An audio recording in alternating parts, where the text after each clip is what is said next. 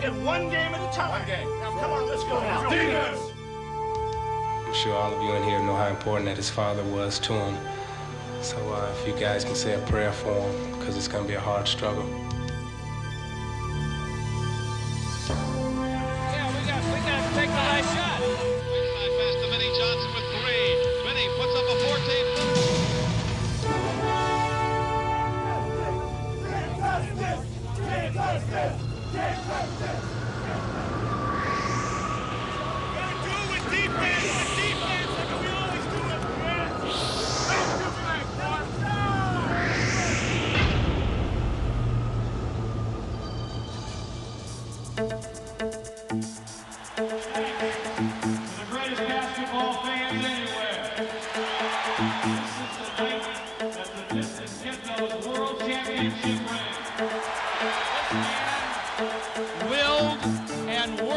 The Pistons to the mountaintop. Here is your captain, Isaiah Thomas.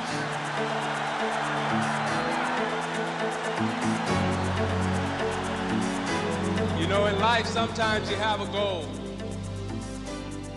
And sometimes it takes 8 years, sometimes it takes 9 years, sometimes it takes 30 years for you to reach that goal. But you can use our basketball team as some type of semblance, because we've struggled for 30, 31 years trying to win an NBA championship, so dreams do come true. The dream began in Fort Wayne, Indiana, where star forward George Yardley lent marquee value to this small manufacturing town. The owner of the team, Fred Zollner, made his money manufacturing pistons for General Motors, and so it was a logical progression that they would be known as the Pistons. Reaching the finals twice in the mid-50s, the Pistons not only found success in Indiana, but also a devoted following. We were big in Fort Wayne. Everybody in Fort Wayne held us up as heroes.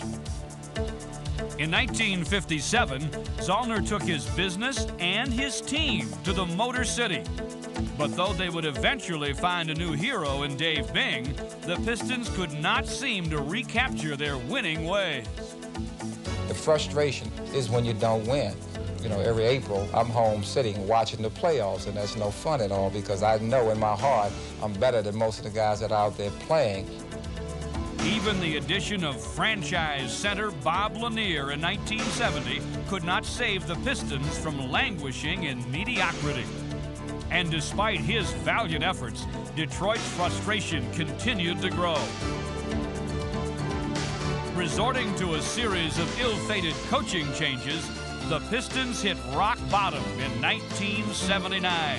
It was apparent that a drastic change was needed.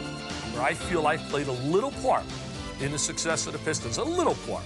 As I told Bill Davidson when he fired me, I said, Bill, you have to get leadership in the front office. You have to have somebody there that has a tremendous basketball background to make the everyday basketball decisions. The basketball architect of the world champion Detroit Pistons, he put this team together. Never had a You know, when I arrived there, it wasn't too good. 16 wins is not a very credible record. You know, we sat down, we talked, and we felt, okay, this is an expansion team. We've got to start clean house right from the beginning, and we got back in the draft and started to get things going. In the 1981 draft, McCloskey would find the cornerstone around which he would construct his master plan. When Isaiah became available, you know, I felt this was a very, very special kind of player. Isaiah by Lever and Valentine still has the dribble right side. Way down to the floor. Comes in the lane. Got it! Little guy, big heart, great leadership. The things that he had inside him, you know, aren't usually abundant in this league or in any profession. Drafting Kelly Tripucka and trading for Bill Laimbeer and Vinnie Johnson in that same year, McCloskey began to dramatically reshape the Pistons. I had some young players and some veteran players, and everybody had the same goal, and that was to get better, and we did. With their young nucleus in place, the Pistons did improve, but they were still in need of a guiding force. Somebody's got to coach him, and coach him he did. The winningest coach in franchise history, Chuck Daly. Coaching in the NBA is a little bit like flying an airplane. You got to get it off the ground. You got to fly it through a lot of turbulence, a lot of miles, but you got to land the plane. Landing is getting into the playoffs and going as far as you can go. With Daly at the helm, Detroit made it back to the playoffs for the first time in 7 years. King went for the steal. Isaiah, three-point attempt. He's got it. But their postseason performances were marked more by individual achievement Vinnie Johnson again than by team success. Just one of the most incredible shots you'll ever see in a pressure situation. Yeah, you would have some good moments in terms of yourself individually, but when you're looking at the total picture, you understand that you know, you're just running your head against the wall. You know, we had a good record, and everybody was telling us that, you know, you're going to get there, you're going to get there. But the personnel that we had, there was no way that we could challenge for a championship. After 3 early playoff exits, the Pistons would make a critical change in their philosophy. You replace Tripucka and Benson with Dantley, Sally, Rodman, and Mahorn. And then you got Dumars. Then your team takes off. With these new faces came a new style of Piston basketball, one dedicated to defense. It was a run and gun affair my first year, but we've evolved into a good defensive team. It wasn't always here. Unified by their devotion to defense, this newly cohesive Piston team was now ready to climb to the next level. One of our main objectives was we've got to catch the Celtics. In 1987, they would have the chance as they met the defending champion Celtics in the conference finals. But though they would give Boston all they could handle, battling them to a standstill for 7 physical games, Detroit ultimately found that they still had a few lessons to learn about the often treacherous postseason. Now there's a steal by Bird. Underneath the DJ, lays it in. What a play by Bird. The pass by Isaiah, and then the event with 2 players going down on one play, Vinnie Johnson and Adrian Dantley. Those kind of things, which are adverse situations, you must learn how to get over the adversity, how to handle it. That's what helps you develop in terms of a championship-type team. We had some great games with Boston, but we could never get over that hump. We could never, like, beat Boston at that time. But we hung in there. You know, we didn't give up.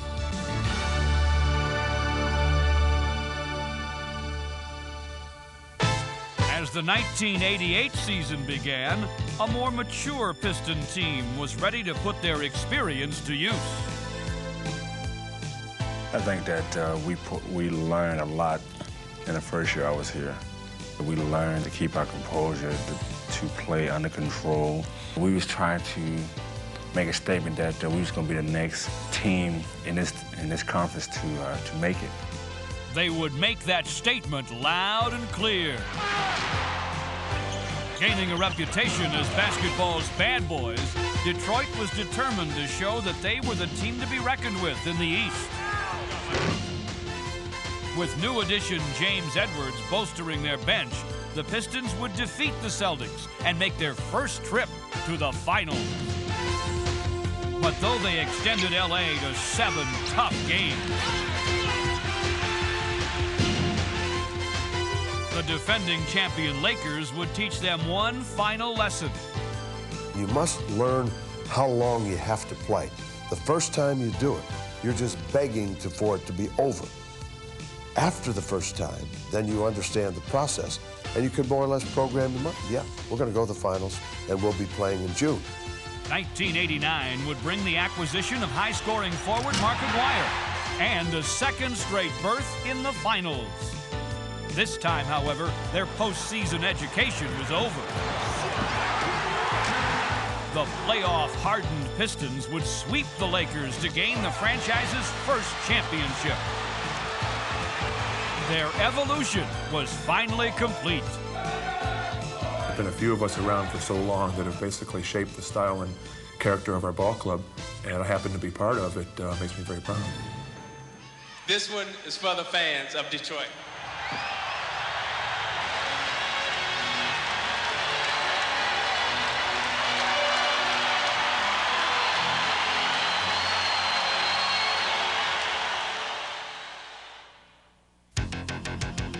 ring ceremony marked not only the final celebration of 1989's triumph, but also the beginning of a new challenge. Every year when you open a season, it doesn't matter how many guys you got back. It's a whole new ball game. The baby's born on your opening game, so we won't have an easy road, but maybe it'll be kind of fun.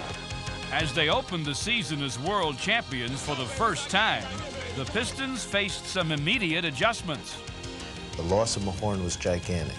Mahorn was such a strong personality, such a strong leader, presence on the court and the locker room, in visiting arenas, that taking him out of the picture was a gigantic adjustment, like losing a strong family member. And though the season's first big test, a trip to the Forum, proved that this Piston team could be just as dominating as the previous years as they shut out the Lakers in overtime and defeated them on their home floor. And I don't believe it, but the Lakers have not scored. And the true test of this season would come less from the big games than from all the little ones, as assailants seemed to stalk the Pistons from every side, all emotionally charged to upset the defending champions. This season, there would be no nights off, as everyone seemed to save their best for Detroit. It's sort of like playing 82 playoff games, you know. It's a situation where they just want to beat you once. the Miami Heat, safe to say, the biggest win in their history. We had to step up our offense and defensive intensity at the beginning of the season because a lot of teams were beating us that shouldn't have. Off to an 8-8 start, the Pistons lost to bad teams as often as they beat good ones. Detroit is a schizophrenic group, aren't they? Yes, they are. When you're the favorite, everybody's always looking at what's wrong with your team. Something's wrong. You're not playing as hard as you did last year. You're not doing what you did last year. You're not as hungry. You're not as this. You're not as that. You're not as this. Losing decisively to the Lakers at the Palace in late January, the Pistons knew that something had to change. We felt that we were not to where we wanted to be as a team. I think we had too many scorers and too many post-up players in the starting unit. Enter Dennis Rodman into the starting lineup. I think we needed some defense, some more rebounding, and bringing people off the bench so we got a stronger bench. With Rodman igniting their defense, the Pistons return to doing what they do best, shutting down opponents.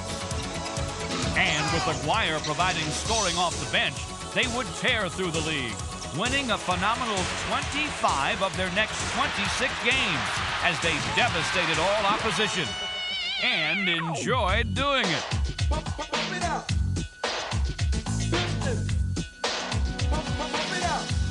They don't have a chance. That's the bottom line. You walk out, feel like they won't win. Do it, Detroit. Keep the crowd roaring. From New York, Chicago to Portland. Pump it up because this jam for you. Show the world what the real bad boys can do. We swept the Lakers in 4. Now we're back to take the title once more. Cause we're bad, not meaning bad, but good. Hammer time, so let's make it understood. You're gonna get deep, victory is sweet. The score don't lie, and the refs don't cheat. We're the Pistons, yeah, we love comp. Bring on the best and watch them get stomped by the world champions. #1 in Detroit, we get the job done. With a slam dunk, we play to win. And after this year, we're gonna do it again. We felt like we were going to win, and we really knew we had an ace in the hole, and that was our defense. Out of the lane against Lane Beard. Turned, ball swatted away. Price has his pocket picked by Isaiah. Looking inside for long, a step in front, a steal by Sally. The Pistons are feeling it, and they're doing it the old-fashioned way. Pump it up, bad boy, bad boy. We would walk out on the floor, and no matter who we were playing, no matter what the circumstances would be, we knew we were going to win the basketball game. Jump ball, the tip to Isaiah. Superstar up the ball, all around player. Fake the pass, give it to dance. Finger roll, counter for 2. How does he do it? Only God knows. Benny Johnson, the microwave. Heats up the J, he'll burn you for days. Lambeer with a money back guarantee. A killer in the paint, hitman the 3. The spider, the glider, foul for the slam. Stop him with the shot block, knock it to the next man. Do more, dropping the bomb. Star Wars, a 3-pointer long. Aguirre on fire.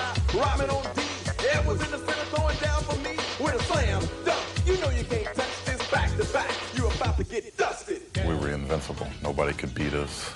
We had a certain air about ourselves that if we went out and everybody played to their fullest, nobody could beat us. The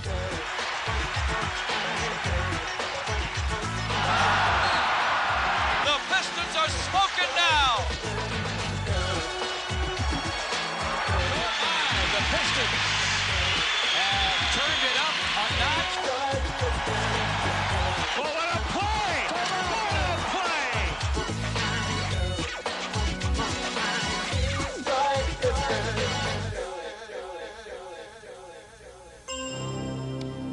As the season wore on and the euphoria of the streak began to fade, the Pistons found that the daily grind of defending their title had taken its toll, leaving them battered both in spirit and in body. There are a lot of games you hardly know you went through the game because there's so many that come so often and there's so much fatigue.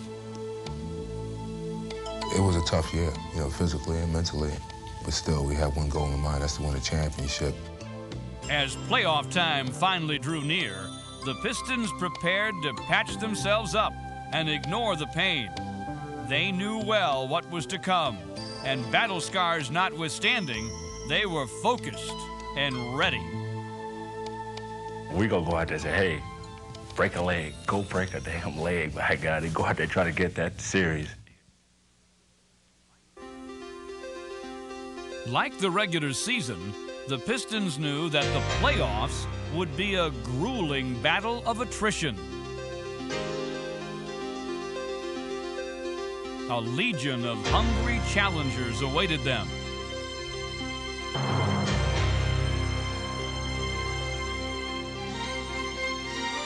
For in this postseason chase, the Pistons would be the hunted, not the hunter. Their first test would come from the brash, young Indiana Pacers and an old ally. Remember this now. You must do something about this rebounding. You know, I was thinking today of all the teams in the league. I think that he made it very difficult for us because he knew more about our personnel. There's usually one guy that gets it. Bill Laimbeer would get every rebound in that area. You can know our team, you can know what each individual does, but as long as that individual or your team executes to perfection, you can't stop it. All right, and I don't care, you know, I got faith in you, man, so just come on and do it now. Let's go. Let's go. Come on, let's go. But despite the Pacers' grand scheme, no easy field goals. Make it tough. Make it tough. No easy field goals. The Pistons would simply overwhelm them, blowing them out in games 1 and 2.